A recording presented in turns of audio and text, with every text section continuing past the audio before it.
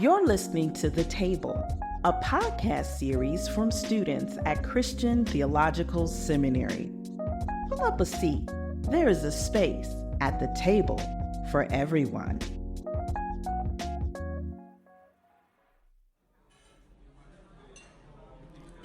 One night per month, the Skyline Club in Indianapolis hosts an event they call Dining in the Dark.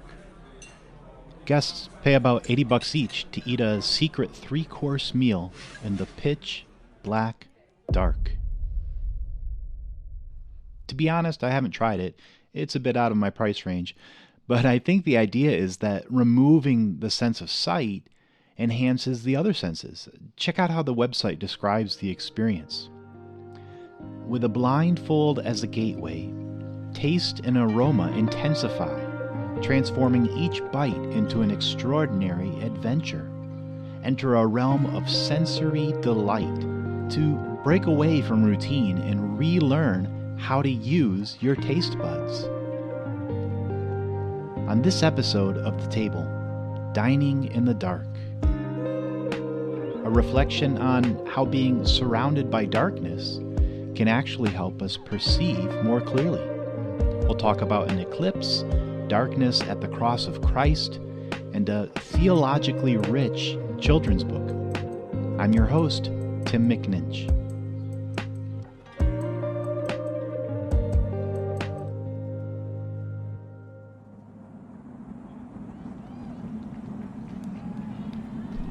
From all the hills came screams. A piece of sky beside the crescent sun was detaching. It was a loosened circle of evening sky suddenly lighted from the back. That is when we heard screams. At once, this disk of sky slid over the sun like a lid. The hatch in the brain slammed. Abruptly, it was dark night, on the land and in the sky. There was no sound. The eyes dried, the arteries drained, and the lungs hushed. There was no world. Less than 2 minutes later, when the sun emerged, the trailing edge of the shadow cone sped away. It swept over the plain and dropped over the planet's rim. We blinked in the light.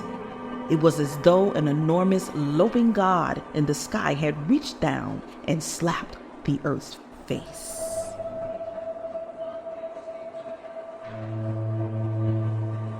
That was Reverend Diana Garrett reading from Annie Dillard's 1982 nonfiction piece, Total Eclipse, along with some sounds that I recorded on April 8th, 2024 during Totality in Indianapolis. I think Annie Dillard captures pretty well the feeling of uncanniness during a total eclipse. On April 8th this year, 8 days after Easter as it happened, we experienced the first total solar eclipse to pass over Indianapolis since the year 1205. I drove to Holiday Park, where hundreds of Hoosiers and others from neighboring states had brought lawn chairs, fancy cameras, and those cardboard eclipse glasses. When that last sliver of sun was covered, everything actually went dark. There were cheers and screams, just like Dillard described. 10 seconds or so into Totality, I realized I'd been holding my breath as if we'd been plunged into water instead of darkness. Eclipses are weird. They make you feel weird. Weird and wondrous all at the same time. This year, as the end of Lent coincided with a crescendo in media hype about the coming eclipse, my mind kept going back to that strange line in the Gospels, describing what happened when Jesus was hung on the cross. It says, "When it was noon, darkness came over the whole land until 3 p.m. And that's Mark 15:33 if you want to look it up. And then at 3 o'clock, Jesus cried out, breathed his last, and died. It's actually in all three synoptic gospel accounts, Matthew 27:45, Mark 15:33, and Luke 23:44. Was this darkness meant to be interpreted as a solar eclipse? Well, the movie director Richard Fleischer filmed the crucifixion scene in his 1961 movie Barabbas in Italy during an actual total solar eclipse. I don't like the look of it. Look of what? What's the matter? The sky, the light's gone out of it. I've never known it dark like this in the middle of the day. Get a light for mercy's sake. Everything's black. Black as death. Now, eclipses last a few minutes at most, and this darkness is described in the Gospels as having lasted 3 hours. Even so, I think the storytellers probably have something like an eclipse in mind here, a sudden darkness over everything. And then, a while later, just as suddenly, it's day again. But strangely, the author doesn't give any explanation. Nothing. Just like an eclipse, the darkness comes, and then it's gone. And they don't say anything else about it. Maybe they assume that all their readers know what this darkness symbolizes, or maybe it communicates something inarticulable, a gut feeling, that queasiness of a total eclipse, when the hatch in the brain slams, as Annie Dillard put it. Maybe the contemplation of the death of Christ gave the gospel writers that same unsettled, uncanny feeling, one they couldn't explain intellectually, but that they could describe as a darkness suddenly covering the land. Modern commentators have tried to give some insight into the meaning of this mysterious, unexplained darkness in the gospel when Jesus is about to die. Some have compared it to accounts of an eclipse at the death of Julius Caesar or other great figures, a kind of sign in the heavens that a great one has died. Others have talked about darkness as decreation, the world falling apart in Jesus' death, like an apocalyptic sign of great doom. Still others, like Billy Graham, have seen it as a picture of God the Father turning his face away from the Son, as a kind of cosmic illustration of Jesus' final words, my God, why have you forsaken me?" Most commentators, though, look at this darkness as an echo of the prophets Amos and Joel and Isaiah, who spoke of the coming day of the Lord as a day of darkness and judgment. Listen to Amos. On that day, says the Lord God, I will make the sun go down at noon and darken the earth in broad daylight. I will turn your feast into mourning and all your songs into lamentation. I will bring sackcloth on all loins and baldness on every head. I will make it like the morning for an only son, and the end of it like a bitter day. Amos 8, verses 9 through 10. Well, that sure seems to resonate with Mark 15's darkness at noon. Or listen to Joel. I will show fortune in the heavens and on the earth, blood and fire and columns of smoke. The sun shall be turned into darkness and the moon to blood before the great and terrible day of the Lord comes. Joel 2, verses 30 through 31. And Isaiah does similar things. So we could interpret the darkness at Jesus' death as a kind of symbol of God's judgment against the world, a world that would crucify the Son of God, as a warning that this violence has triggered the day of judgment. And I get where these commentators are coming from, and I do see the resonance with those prophetic passages about darkness. But it doesn't really solve the riddle for me. After all, just before Jesus actually dies, the sun comes back out, and most of the world goes on as it had. No apocalyptic devastation, no great and terrible day of the Lord. So I still wonder if there's something else happening here. To open up another possibility, I had to rethink some of my assumptions about the symbolism of darkness and light. Like many of us in a world that's dominated by whiteness, I still tend to instinctually associate whiteness and light with good, like the Lone Ranger in his gleaming white hat with his gleaming white skin on his gleaming white horse. And I easily associate darkness with evil, about danger, sin, wickedness, and judgment. You underestimate the power of the dark side. Unfortunately, the normalization of the light equals good, dark equals bad metaphor has helped support a social structure that privileges light-skinned people and villainizes dark-skinned people. Not just in the distant past either. This is part of our social discourse to this day.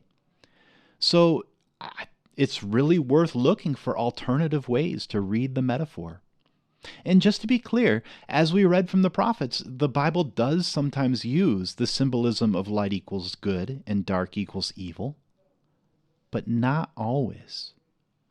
Sometimes darkness in the Bible has a holy, wonderful resonance. And as I was exploring darkness from this angle, I came across a striking, beautifully illustrated children's book called God's Holy Darkness by Sharei Green and Beckah Selnick and illustrated by Nikki Faison, published just a couple years ago in 2022 by Beaming Books, an imprint of Fortress Press. The cover just grabbed me immediately. It's the drawing of a night sky over ancient Egypt with a depiction of the divine presence passing over the homes of the enslaved Israelites, bringing liberation.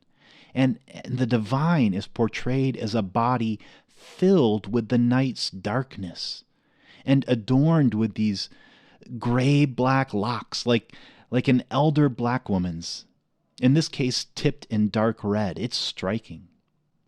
The first pages of the book have just a few small words in the middle of totally black pages.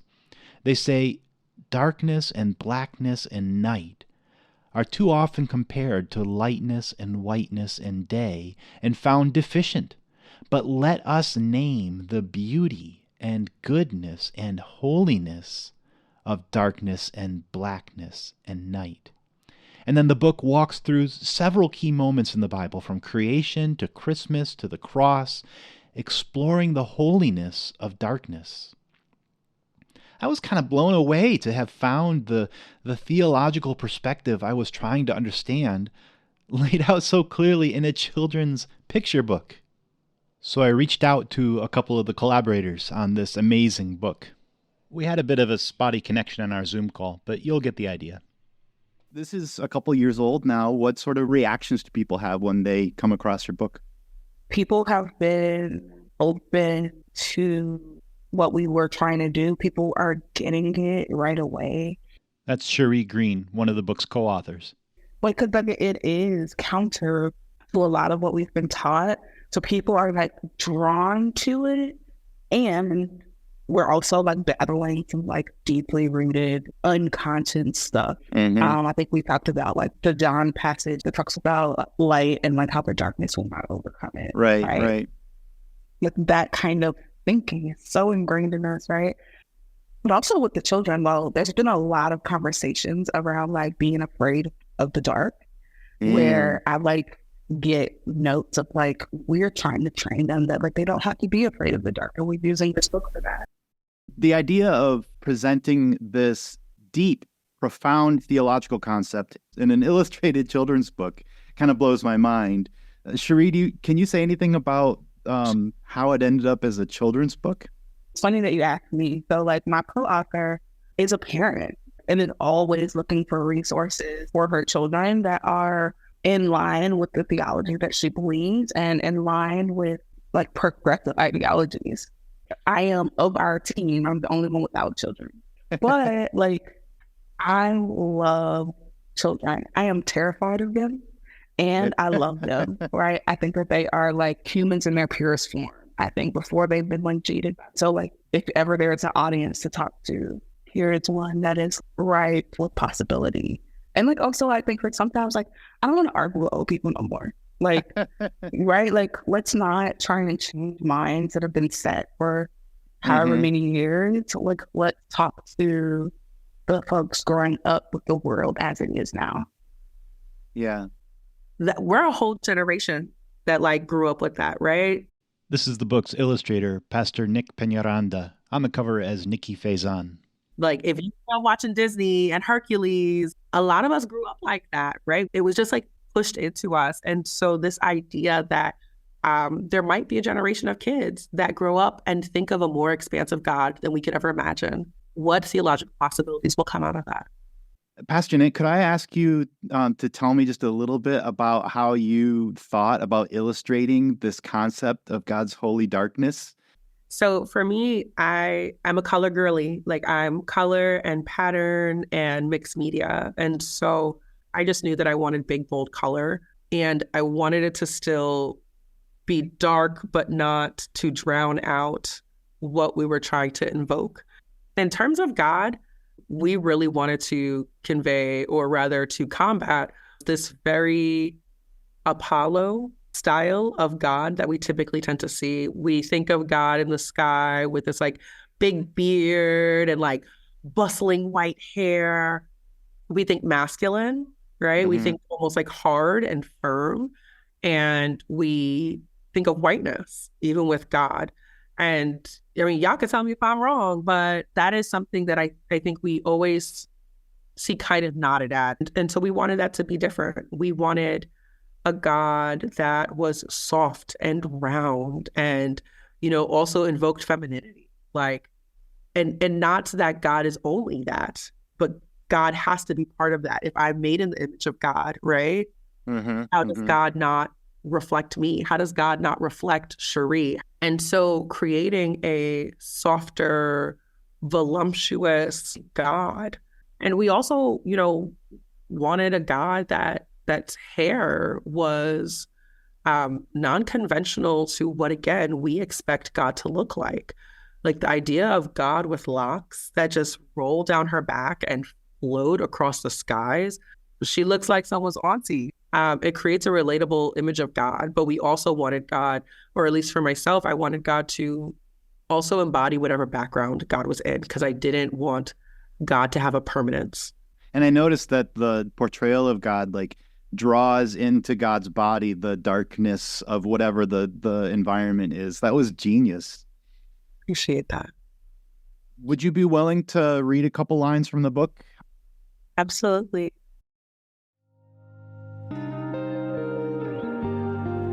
When Jesus died on the cross, the day went black, noon to 3. Creation began in holy darkness, and our new lives as free people in Christ began in the darkness of the sky that day. God saved all creation, and it was the work of God's beautiful, good, and holy darkness. From the beginning of creation to the stars in the night sky, we are shown God's love. In houses of worship with dark spaces for wonder, we are held in God's love. In the dark soil and in the deep sea, we are reminded of God's love. From the promise of peace made to the shepherds at night, to the promise Jesus made on the cross, these are the beautiful works of God's holy darkness.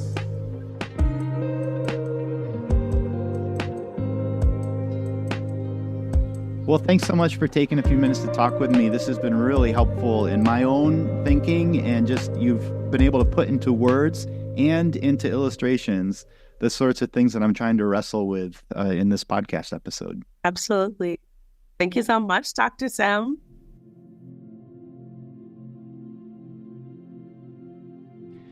I think Sharei, Beckah, and Pastor Nick are right. Darkness in the Bible often has a holy, beautiful, potential-filled connotation. Think about the description of creation. Darkness wasn't evil. It was the space in which God created everything, including light. And the creation of light didn't conquer or eliminate darkness. Darkness remained a vital element of the created order.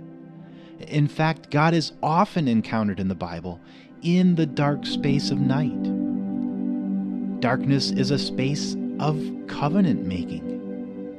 When the sun had gone down and it was dark, a smoking fire pot and a flaming torch passed between these pieces. On that day, the Lord made a covenant with Abram, saying, "To your descendants I give this land." Genesis 15, verse 17. Darkness is the realm where God is met face to face, changing one's life forever. Jacob spent that night in the camp, and a man wrestled with him until daybreak. Then he said, "Let me go, for the day is breaking." But Jacob said, "I will not let you go unless you bless me." Then the man said, "You shall no longer be called Jacob, but Israel, for you have striven with God and with humans and have prevailed." And there he blessed him. So Jacob called the place Peniel, saying, "I have seen God face to face." Genesis 32, verses 21 through 31. Even during the day, when God approaches the people of Israel at Mount Sinai, God's presence is signaled by an arafel, a thick darkness. It's where God is. When all the people witnessed the thunder and lightning, the sound of the trumpet, and the mountain smoking, they were afraid and trembled and stood at a distance, while Moses drew near to the thick darkness where God was. Exodus 20, verses 18 through 21. And God's holy intimacy with darkness is a recurring theme in the Psalms. God bowed the heavens and came down. Thick darkness was under God's feet. God made darkness the covering around themselves, a canopy of thick clouds dark with water. Clouds and thick darkness are all around God. Righteousness and justice are the foundation of the divine throne. Psalm 18, verses 9 and 11, and Psalm 97, verse 2. Darkness is a space where God is at home, a space full of potential, full of possibility. It's a pregnant space where God is profoundly encountered. So, as a metaphor, darkness is multifaceted. It can be read in different ways in different contexts. Sometimes light equals good and dark equals evil, but in other contexts, light can be concealing or distracting, while dark is clarifying, liminal, sacred, holy. This opens up a profound possibility in our reading of Mark 15:33 and its parallels in the other Gospels. As Jesus' life is draining away, the sun's brightness is suddenly eclipsed, and the whole land is plunged into a deep darkness. Rather than reading this darkness as a symbol of divine abandonment, some New Testament scholars, like Jennifer Garcia Bashaw and Greg McKinsey, you can look up their articles, they propose exactly the opposite, that the sudden darkness at Jesus' death signaled a special closeness of God. If darkness is where God is, then at Jesus' most desperate moment, God drew most near.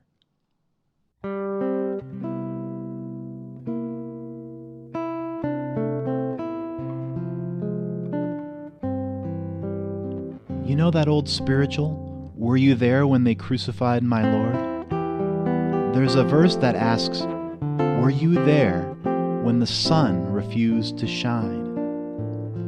When I hear that line now, I sense the presence of God in the darkness, present with Jesus in his suffering, and present with all who suffer, present with us, using darkness to clarify the moment, to call our attention to the mystery of love in that horrific moment, sort of like the darkening of a theater just before the performance begins. The darkness at Jesus' crucifixion could be what Howard Thurman calls a luminous darkness. Maybe it's in that darkness that we see most clearly.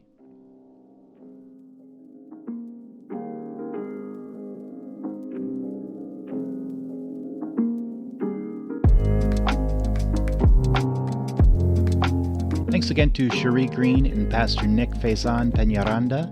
The two of them, with their co-author Beckah Selnick, have some breaking news. 2025, we have another book coming out called God's Holy Body. It's a nice sister book to what we're trying to do here. And while that combats essentially anti-Blackness in our faith, this encourages us to see the divine in all bodies, in all genders, and in all sexualities. Thank you, Reverend Ayanna Garrett and Allie Williams, for your dramatic readings. Music in this episode is from Mike Paramore, Alexei Kapolsky, and Roman Belov. Thanks also to the students in B736, Teaching the Bible Through Podcasting, for all their hard work in producing this podcast series. And thanks to you for listening to this episode of The Table.